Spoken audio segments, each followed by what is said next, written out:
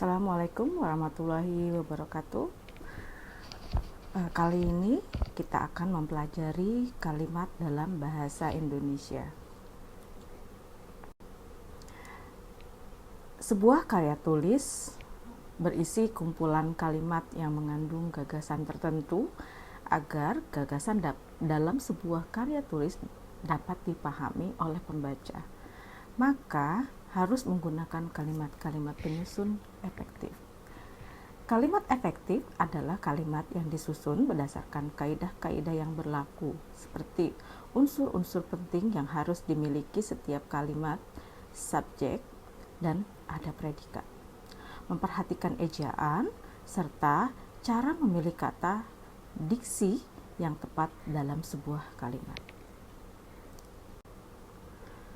Capaian pembelajaran kali ini diharapkan Anda setelah mengikuti perkuliahan materi ini, mahasiswa diharapkan dapat memahami, menjelaskan, dan menggunakan kalimat efektif dengan baik dan benar.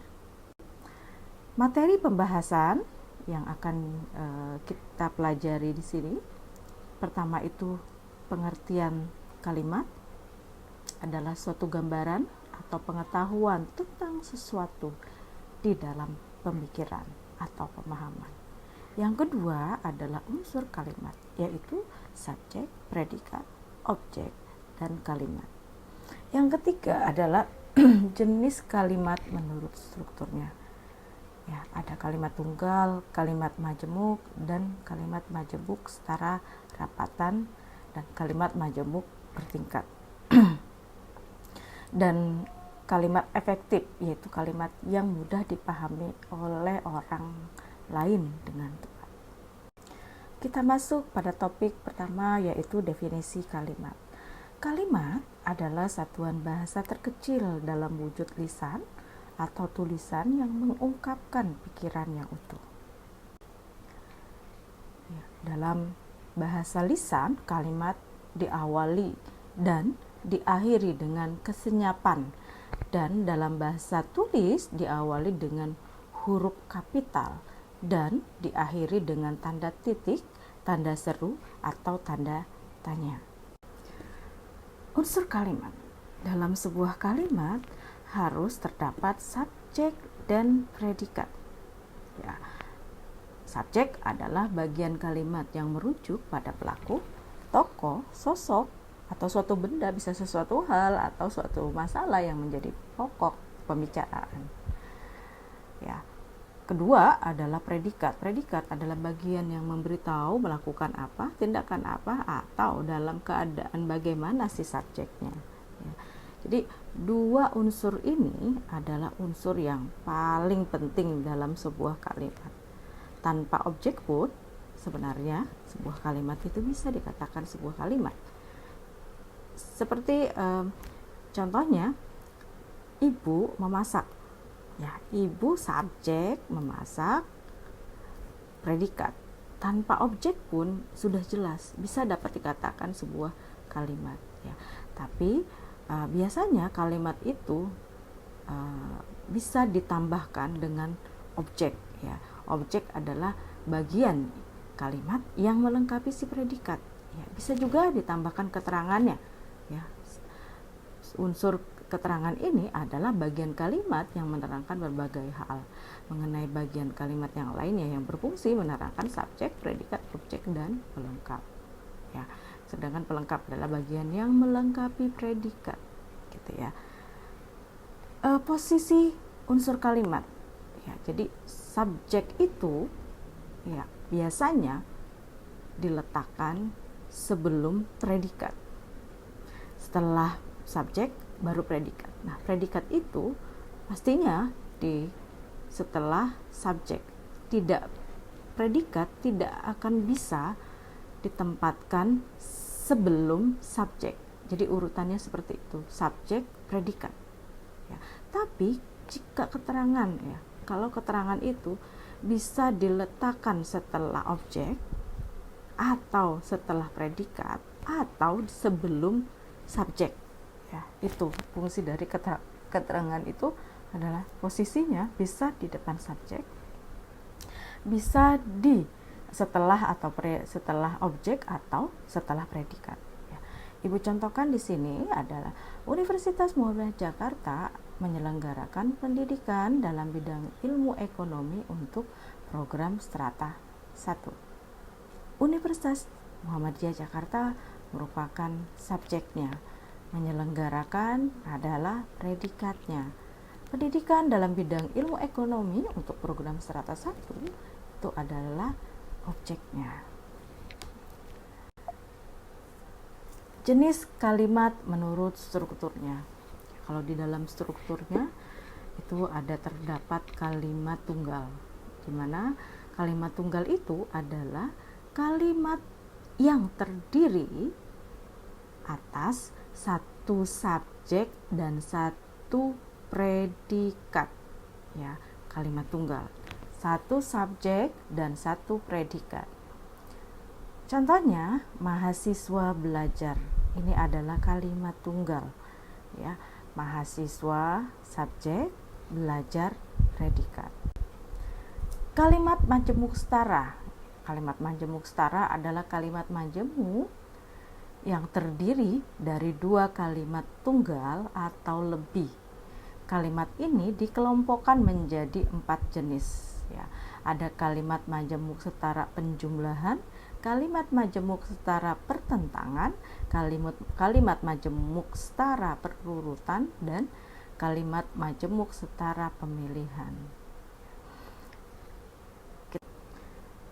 Ini kalimat majemuk setara penjumlahan. Ya.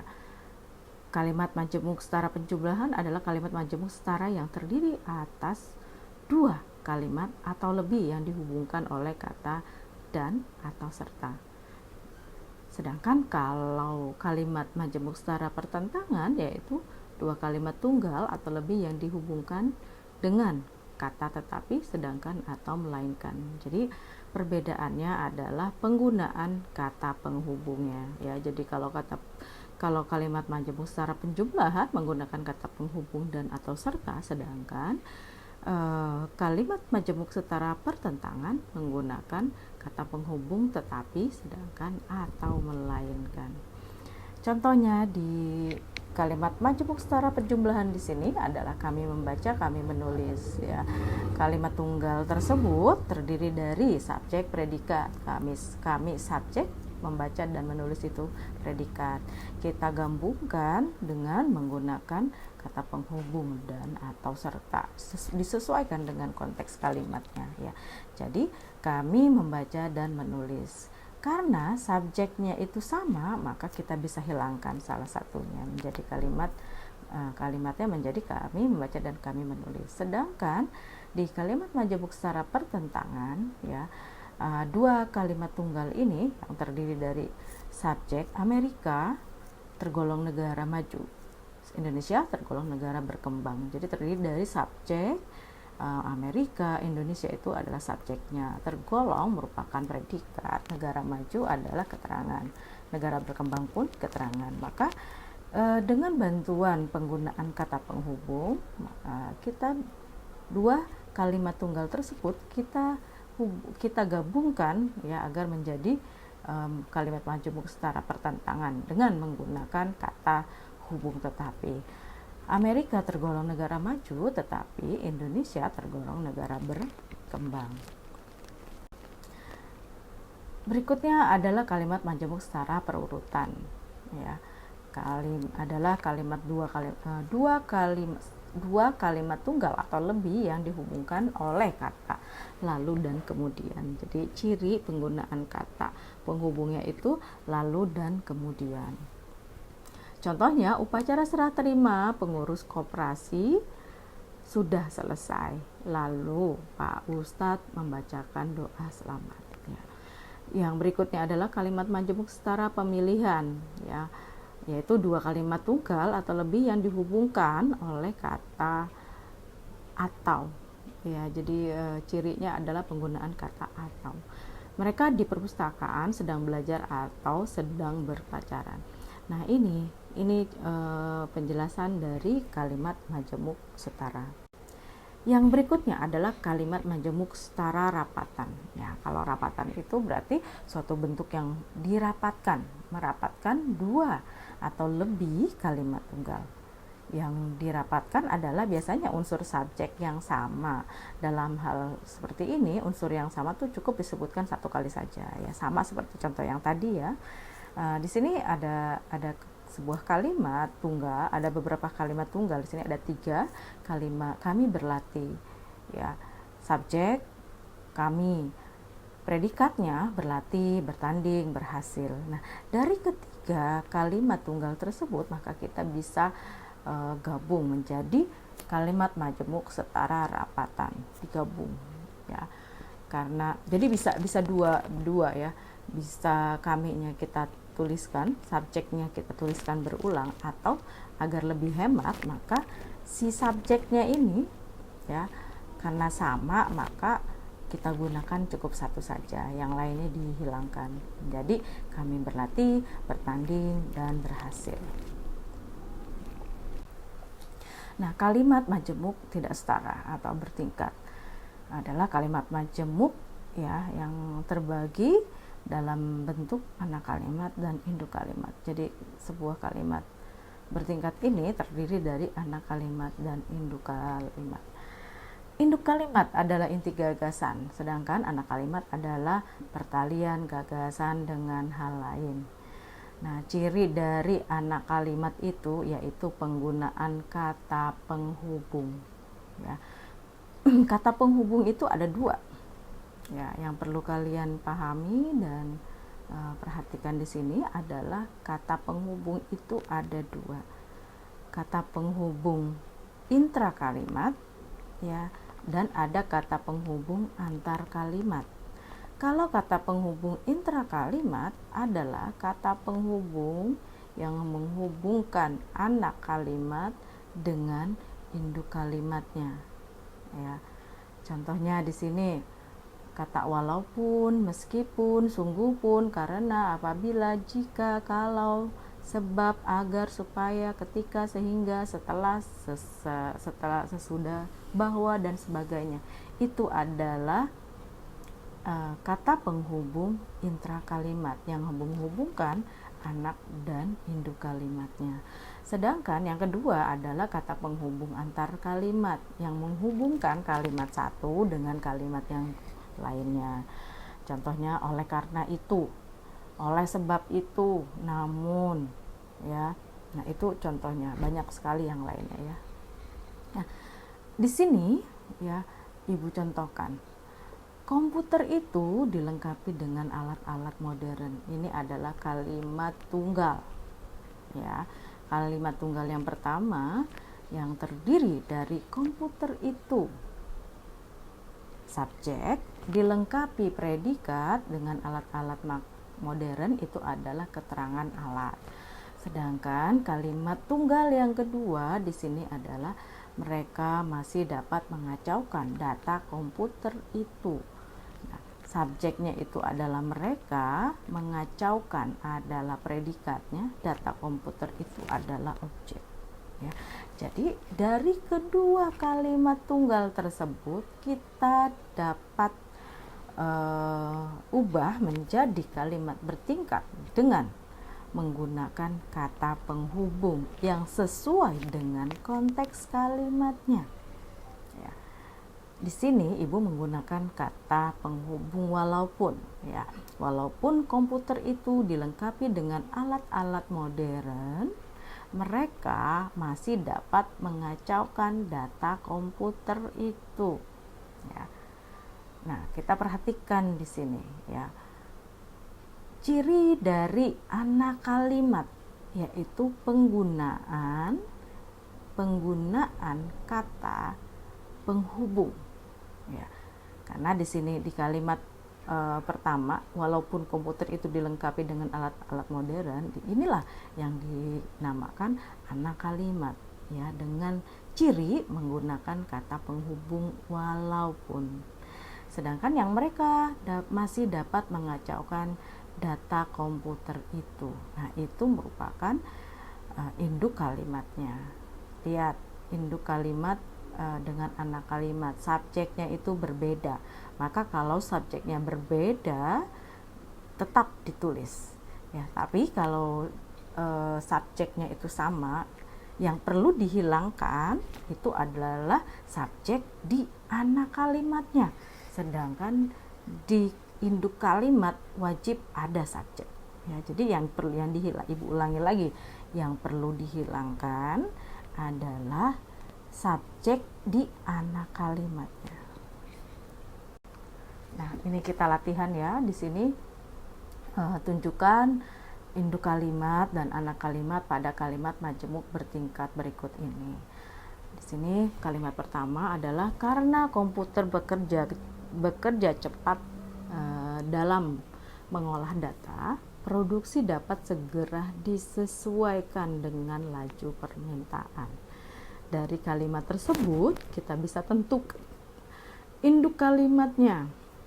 Ya, kita lihat induk kalimatnya adalah sebuah kalimat yang lengkap.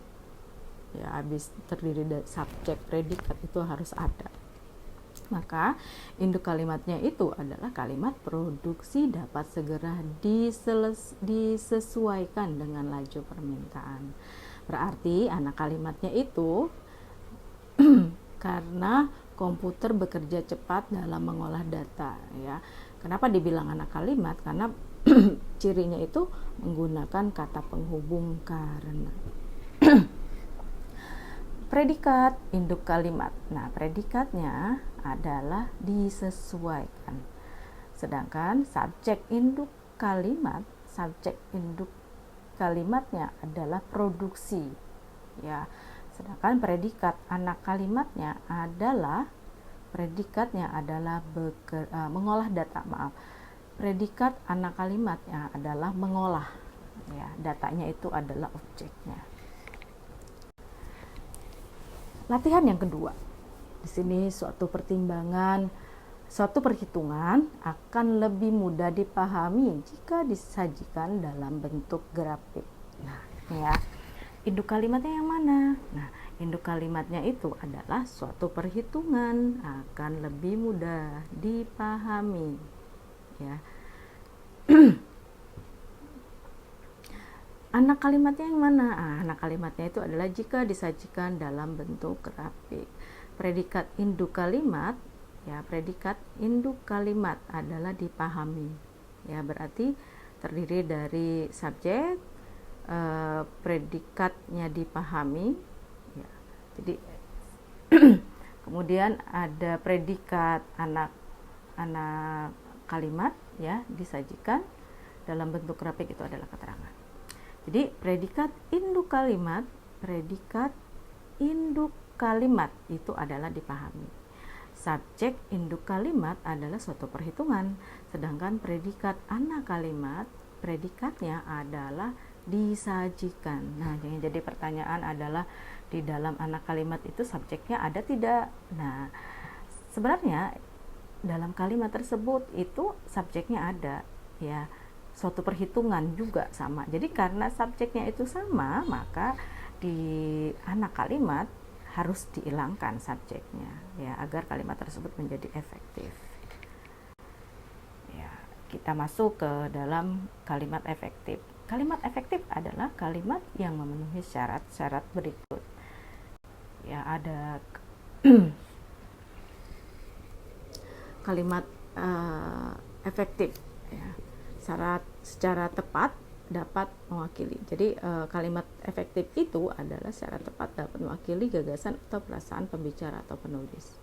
Atau juga kalimat efektif itu bisa sanggup menimbulkan gagasan yang sama, tepat dalam pemikiran pendengar atau pembaca seperti apa yang dipikirkan oleh pembicara atau si penulisnya. Syaratnya yang perlu diperhatikan adalah adanya kesatuan atau kesepadanan. Yang kedua adalah keparalelan, yang ketiga kepaduan, keempat kelogisan, dan kelima ini adalah kehematan. Sebenarnya di berbagai sumber literatur itu ada beberapa. Ibu hanya mengambil 4, ya, syarat yang perlu dipahami. Yang pertama kesatuan, ya. Berarti kesatuan itu adalah terdapat satu ide pokok dalam sebuah kalimat. Kalau keparalelan berarti adanya kesamaan bentuk kata yang digunakan dalam kalimat tersebut. Kepaduan suatu perlakuan penonjolan pada ide pokok kalimatnya. Kalau kelogisan adalah kalimat yang logis atau masuk akal. Keempat adalah adanya upaya menghindari pemakaian kata yang boros. Ya, ciri yang pertama adanya kesatuan. Ya, berarti dalam sebuah kalimat harus ada satu ide pokok saja. Maka dalam sebuah kalimat itu ya, adanya sumber, subjek, dan predikat yang jelas. Jadi subjek dan predikatnya harus jelas. Ya. Kejelasan subjek dan predikat suatu kalimat dapat dilakukan dengan cara menghindari pemakaian kata depan di dalam bagi untuk pada tentang mengenai menurut di depan subjek. Ya, jadi agar subjeknya jelas, ya, maka hindari penggunaan kata depan di dalam bagi untuk pada tentang mengenai menurut di depan subjek. Ya. Contoh dari kesatuan, ya, di sini bagi semua mahasiswa Universitas Muhammadiyah Jakarta harus mentaati peraturan kampus. Ini sebuah kalimat yang salah. Kenapa? Karena kalimat tersebut ya tidak memiliki subjek. Ya. Bagi semua mahasiswa Universitas Muhammadiyah Jakarta itu adalah keterangan. Mentaati peraturan, ya, mentaati itu predikat. Peraturan kampus itu adalah objeknya. Jadi sebuah kalimat adalah ya yang wajib kalimat itu dapat dikatakan sebuah kalimat jika terdapat subjek dan predikat, gitu. Yang di awal ibu jelaskan terdiri dari subjek dan predikat, sedangkan kalimat ini tidak ada subjeknya. Ya, harusnya subjek itu adalah semua mahasiswa Universitas Muhammadiyah Jakarta, itu adalah subjeknya. Tapi karena di depannya terdapat kata bagi, ya, maka kalimat ini, subjeknya ini berubah menjadi keterangan karena penggunaan kata bagi tersebut. Gitu. Maka dapat kita perbaiki, ya, baginya kita hilangkan. Ya, jadi semua mahasiswa Universitas Muhammadiyah Jakarta ini adalah subjek, ya, mentaati predikat, peraturan perusahaan adalah objeknya. Ya, jadi karena penggunaan kata bagi di depan subjek, maka subjeknya hilang, berubah menjadi keterangan. Ya. Contoh yang berikutnya adalah dalam pembangunan sangat berkaitan dengan stabilitas politik, juga sama, tidak ada subjek karena harusnya subjek itu adalah pembangunan, ya, pembangunan, tapi karena ada dalam berubah menjadi keterangan. Maka agar menjadi kalimat yang benar, dalamnya kita buang. Jadi pembangunan sangat berkaitan dengan stabilitas politik, seperti itu. Nah, contoh lagi di sini, untuk menganalisis sistem yang diusulkan pada penelitian ini digunakan program Visual Paradigm for UML 6.4 Enterprise Edition untuk menggambarkan use case diagram, activity diagram, sequence diagram, dan class diagram. Nah, kalimat ini pun tidak salah. Kenapa? Kalimat ini terdiri dari untuk menganalisis sistem yang diusulkan. Ini adalah keterangan. Ya, pada penelitian ini pun keterangan digunakan predikat. Jadi keterangan, predikat, objek. Ya, jadi ini bukan kalimat yang benar. Maka yang perlu diperbaiki di sini, ya, kalau keterangan di depan subjek itu boleh, ya. Jadi untuk menganalisis sistem yang diusulkan, koma. Nah, ini adalah keterangan. Padanya dibuang, ya, sehingga jelas subjeknya.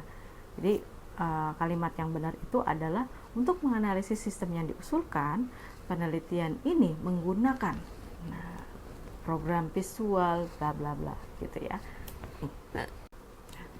Yang kedua adalah tidak terdapat subjek ganda ya.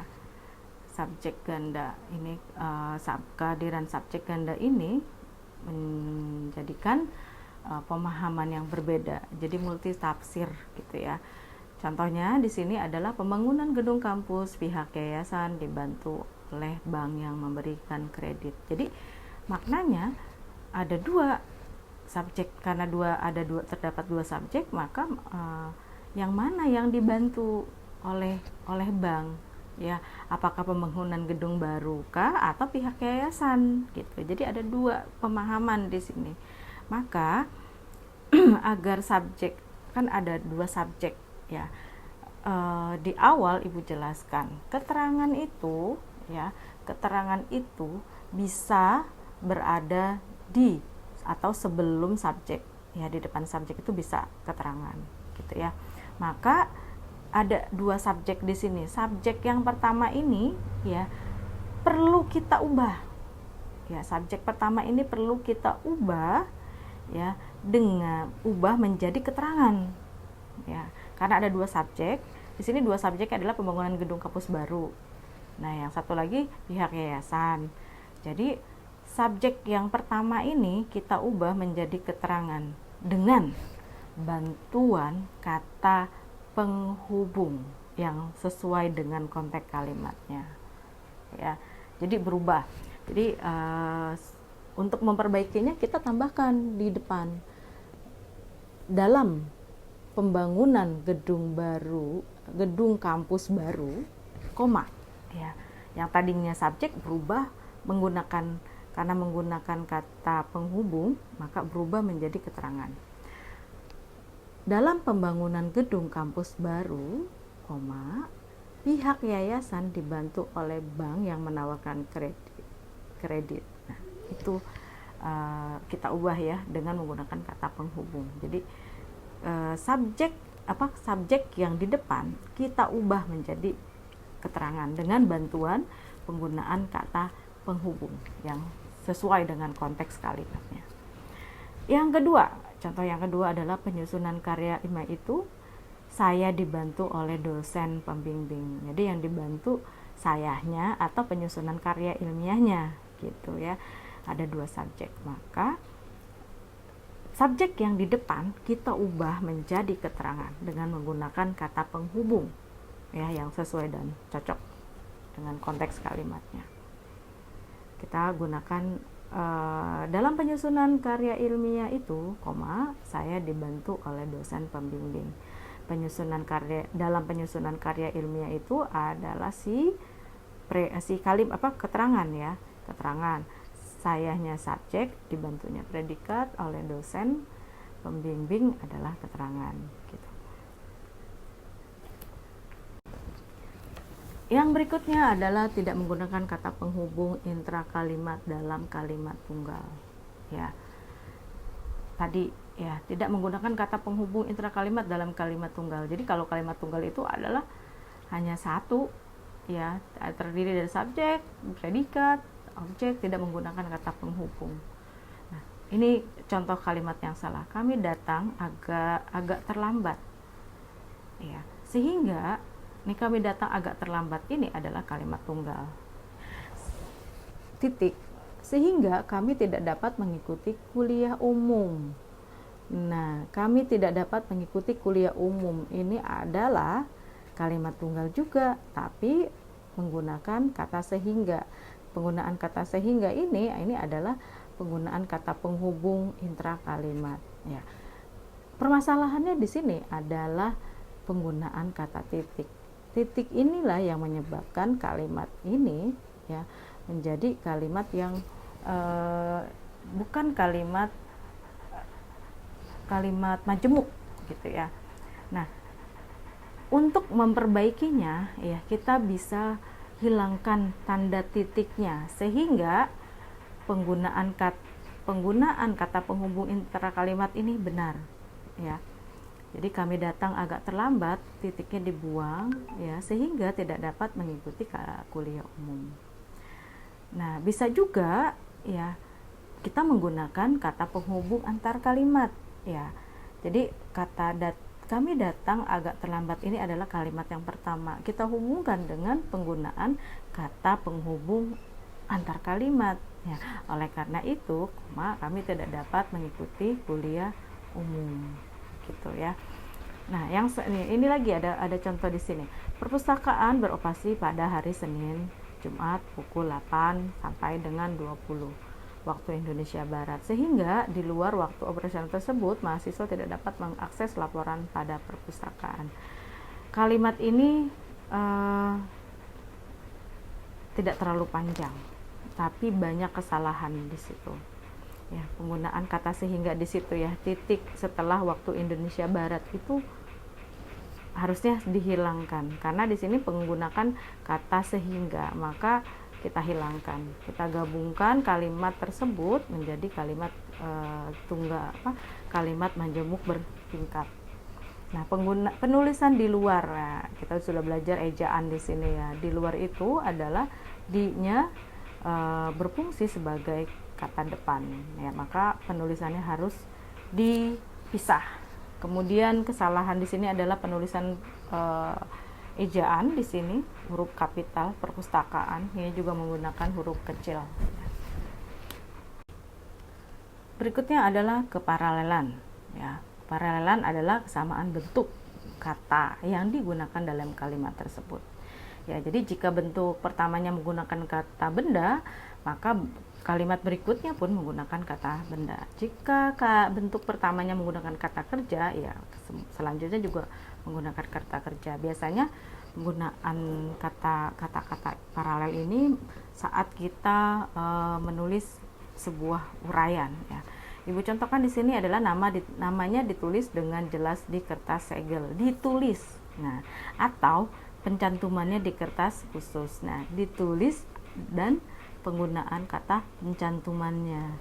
Nah, ini nih tidak paralel. Harusnya namanya ditulis dengan jelas di kertas segel atau dicantumkan di kertas khusus. Nah, maka pencantumannya diganti, diubah, dicantum.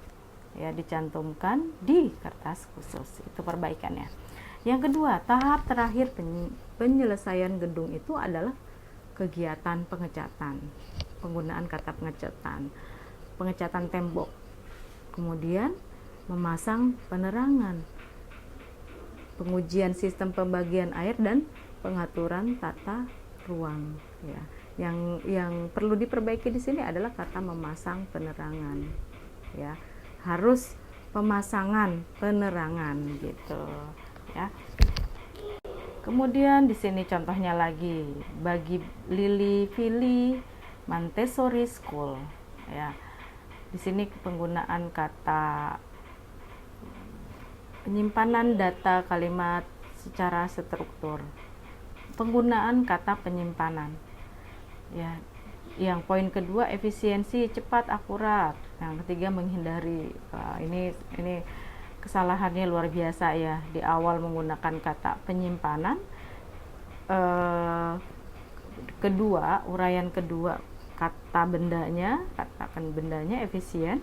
Yang ketiga kata kerja. Nah, harusnya dipilih salah satu, mau menggunakan awalan dari pe atau menggunakan kata kerja ya. Jadi dari ini di sini juga sama ya. Bagi Departemen Sumber Daya Manusia mudahkan ya, ini contohnya.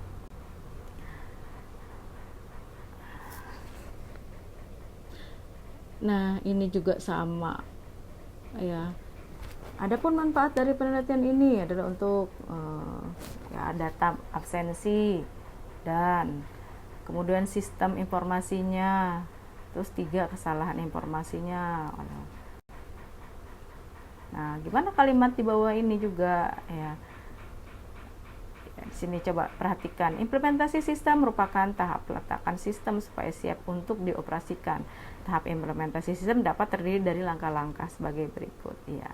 Poin pertama ya, merencanakan rencana implementasi. Udah merencanakan, rencana lagi, harusnya merencanakan implementasi saja.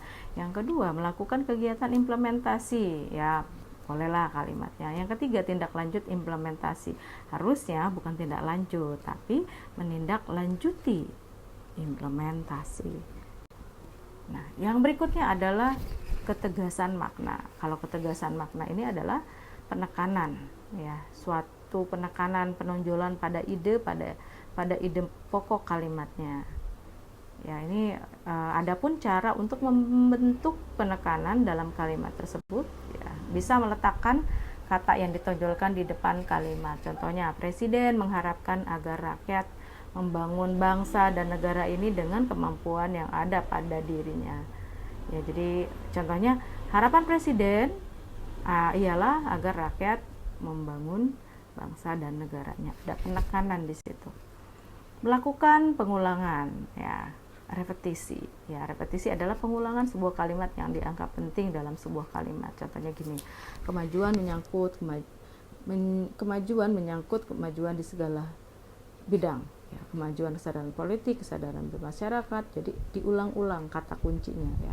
Kemudian melakukan pertentangan terhadap ide yang ditonjolkan. Anak itu bukan rajin dan jujur, tetapi curang dan licik. Nah, gitu. Jadi ada penekanan di situ. Nah, yang berikutnya adalah kehematan. Maksudnya hemat di sini adalah upaya menghindari pemakaian kata yang tidak perlu. Hal yang harus diperhatikan di sini adalah hindari pengulangan subjek ganda subjek ganda, ya. Jadi dalam sebuah kalimat itu tidak boleh subjeknya ada dua. Ya, jadi kalau ada dua, maka ubah subjek tersebut menjadi keterangan, ya. Karena mahasiswa itu malas mengikuti acara perkuliahan, mahasiswa itu tidak lulus, ya. Coba perhatikan di sini. Kata subjeknya antara induk dan anak kalimat itu adalah subjeknya sama-sama mahasiswa, ya. Maka dalam agar kita bisa menghemat sebuah kalimat, maka subjek di anak kalimatnya itu harus dibuang, ya. Jadi yang benar itu adalah karena malas mengikuti acara perkuliahan, mahasiswa itu tidak lulus, gitu. Yang kedua adalah hindari kata yang sudah jamak, ya. Hindari penggunaan kata yang sudah jamak terus dijamakkan. Contohnya kayak bapak-bapak, ibu-ibu, para hadirin sekalian yang kami hormati. Sudah bapak-bapak, ibu-ibu, sudah jamak. Udah para hadirin sekalian lagi. Nah, maka kita perlu ubah kalimat tersebut, cukup saja dengan bapak-bapak, ibu-ibu yang kami hormati, cukup. Atau para hadirin yang kami hormati. Cukup seperti itu. Yang kemudian adalah hindari pemakaian superordinat pada hiponimi kata. Jadi pada hari Kamis tanggal 25 Januari, Direktur PT Pelangi yang berbendera warna merah, kuning, dan hijau meresmikan berdirinya perusahaan yang memproduksi lampu neon. Nah, kata hari Kamis itu sudah menunjukkan hari, maka tidak perlu lagi kita tulis kata hari. 25 Januari itu sudah menunjukkan tanggal, maka tidak perlu lagi kita tulis lagi kata tanggalnya, ya. Bendera warna merah, kuning, dan hijau itu sudah menandakan warna, maka tidak perlu lagi menulis kata warnanya. Sedangkan lampu neon itu sudah menunjukkan lampu, maka tidak perlu menggunakan kata lampu. Jadi perbaikannya, pada Kamis 25 Januari, Direktur PT Pelangi yang berbendera merah, kuning, dan hijau meresmikan berdirinya perusahaan yang memproduksi neon. Jadi cukup seperti itu. Yang berikutnya adalah hindari kata yang bersinonim dipakai dalam sebuah kalimat. Sinonim itu adalah kesamaan bentuk kata. Seperti ini, ya. Lembaga pendidikan yang sedang berkembang itu memerlukan para ahli. Seperti misalnya ahli hukum, komputer, ekonomi, dan lain-lain. Ini pemborosan kata, ya. Sudah menggunakan